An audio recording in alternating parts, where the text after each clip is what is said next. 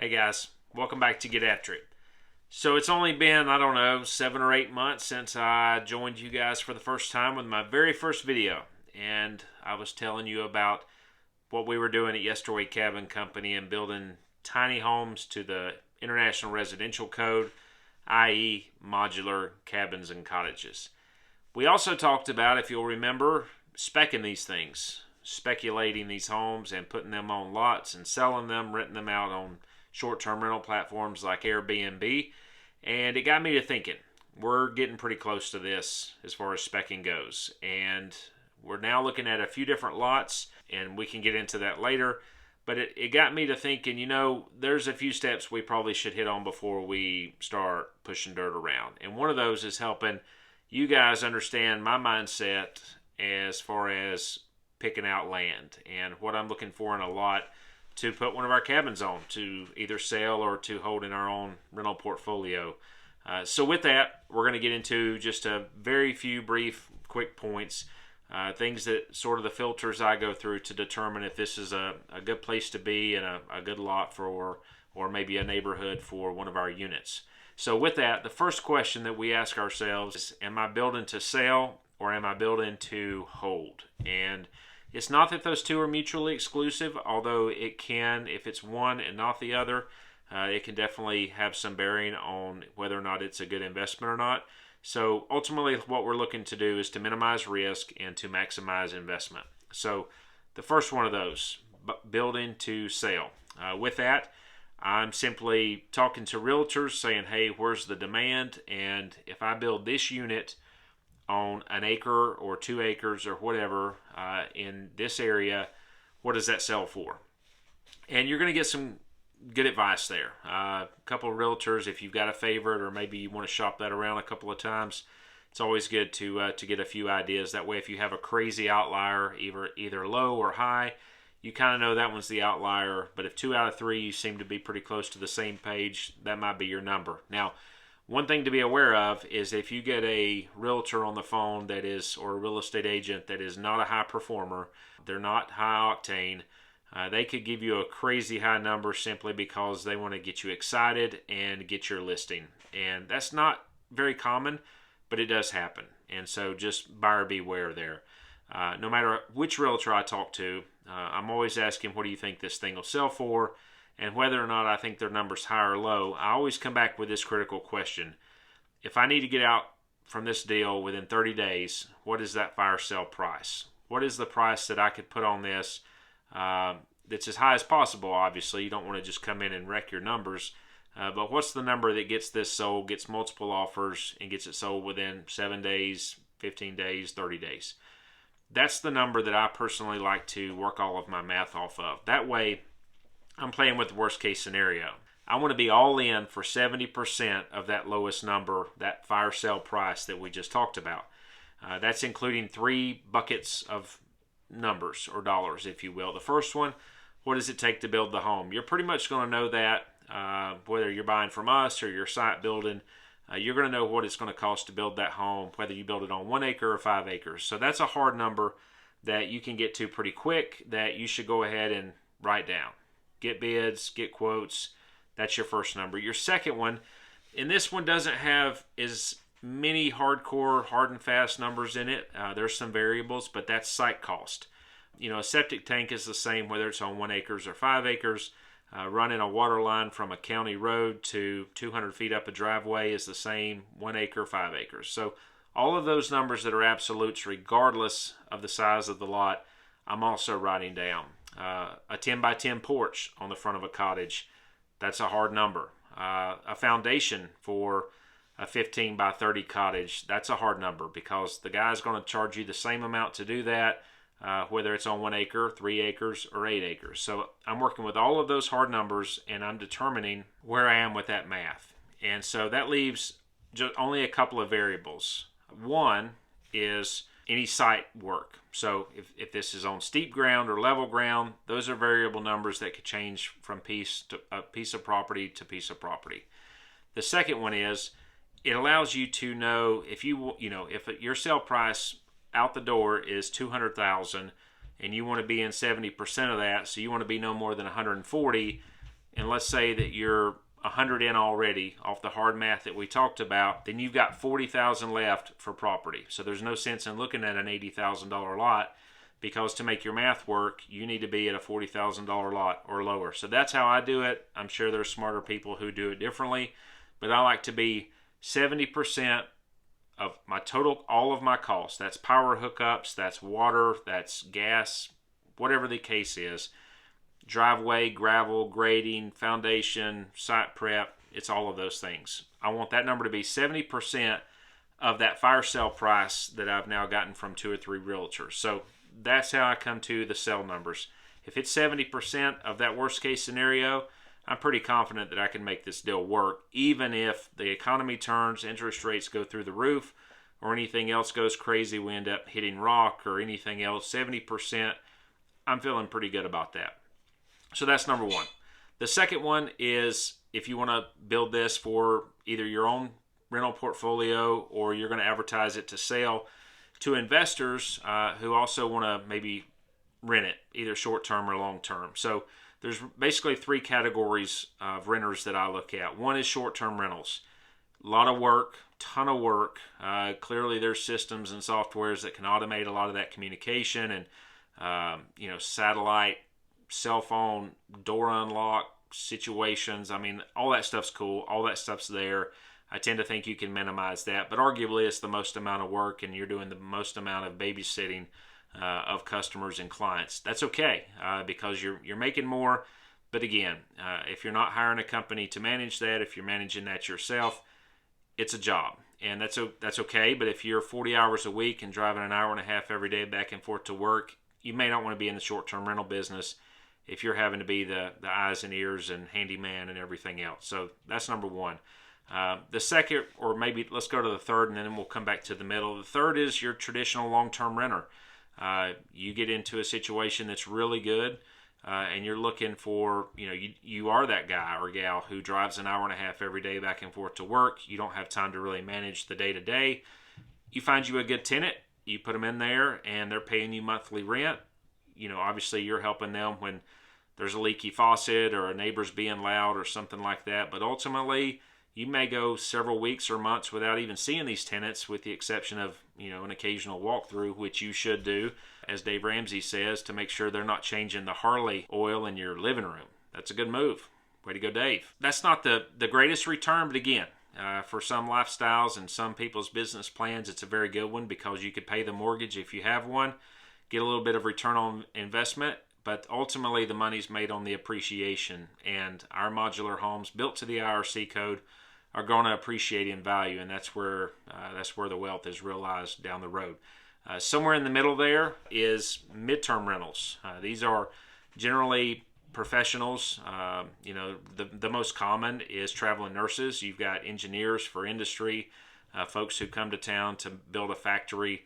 They're there for 2, 3, 4, 5, 6 months. They're renting by 3 months at a time. Sort of that mid-level hand-holding. You're going to make more than a long-term rental, but you're also not going to make as much as a short-term rental, but they're arguably also going to expect for that residence to be fully furnished. Towels, silverware, plates, cooking utensils, which is all fine, but definitely a business model to consider. I won't go into all of that here, but again, first thing I'm thinking about when I'm looking to spec one of our buildings or any little cottage or cabin is, what's my market? Am I looking to sell it? And if so, who are the potential buyers? Or am I looking to put it into an investment portfolio, whether that's a short-term rental or a long-term rental? And again, where you're going is going to depend on that. If you're close to the Smoky Mountains, Dollywood, all those kind of attractions, short-term rentals are hot. But I like to hedge and assume that if the economy gets wonky, short-term rentals aren't a big deal. Can I put a young family in there and be competitive on the rent, and at least pay my mortgage and my overhead to where I'm not taking money out of my own pocket every month on a bad investment? So even if I'm doing short-term rentals, I do the math, assuming long-term rental. That way I know in the worst-case scenario, the hardest housing to get in this country is affordable starter housing. Our cottages and cabins are perfect for that. So we build them, inspect them, hoping that everything works out in the short-term rental market, but assuming that it doesn't, and we need to put a 25-year-old couple in there with a 2-year-old, or an elderly couple, or a single, and that modest rent that is average for the neighborhood, whatever that market rent is, that market rent will pay our overhead. And we may not come out making much every month, maybe 50 or $100 in a worst case scenario, but our money is realized on the back end in the future when, you know, that house doubles in value over 15 years or whatever. So that's probably the first deal. Building to sell, or are we building to rent and hold? The next thing to consider is land selection or lot selection. Again, I want to check as many of boxes as I can, hoping for the best, planning for the worst. So I'm looking at a few different things. If it's short-term rentals, then I want to be near some tourist attractions like the Great Smoky Mountains, big state and national parks. I want to be near tourist attractions. If it's, wanting to be more of that long-term hold type of investor, then I want to be around industry. I want to be around young people who are trying to get a start and a hold on life, and a lot of factories and tech and that sort of thing. And if I'm looking to be in that middle area, then I'm looking for hospitals. And, you know, the best ones of those are in college towns, regional hospitals that have trauma centers. Those are the folks I understand are bringing in the most contract medical help. So there's that. I'm looking for traffic corridors, like in our case from Atlanta to the Great Smokies. I'm looking for hospitals. I'm looking for college towns. And so, to use the old worn out Venn diagram, if I find an area that fits all of those, it's close to a hospital, it's close to a college, it's close to a national park, it's, you know, within 20 miles of an industrial park, that's a pretty safe bet. I'm going to go for the high dollar if I'm short-term renting, but worst case scenario, I can rent to the maintenance guy at the local factory and pay my bills and not be upside down. The next thing I'm looking for is, can I subdivide the lots? I have found that no matter what neighborhood, and you know, we're building in rural situations, so that means that your neighbors could have mobile homes, there could be chicken houses, a half mile down the road, there could be a little quick drive-through restaurant a mile down the road. Dollar General, there's only about 4 million of those in Georgia. Someone could drive by one of our cottages or cabins and say, that's beautiful, but man, it's just, it's around all this other stuff. There's this and that within a mile. But what we found is that if we do a little pocket community and we do 2, 3, or 4 homes, that mindset just seems to go away. All of a sudden, this is its own little micro community, and it's not just a beautiful thing in amongst everything else. And so if I could get a lot or a piece of land, I go to the county or municipality and they tell me that, you have to have at least 1 acre to build, and this is 4 acres, I could get 4 lots. I'm also trying to, with that first, maybe that first spec of that home built and sold, maybe pays off all the land. So all of a sudden I own a few other lots free and clear, which is great. But again, if I can create this little pocket community, it sort of sets the flavor of the neighborhood. People love that. They also love that their neighbors can look out for them. I had to really get out of my own head when first considering this, because I don't really want neighbors. I can't see any neighbors from our house, and that's on purpose. We actually selectively cut trees to where we can't see neighbors. And even though we have a view, we make sure that we just can't see others. That's just how we like to live.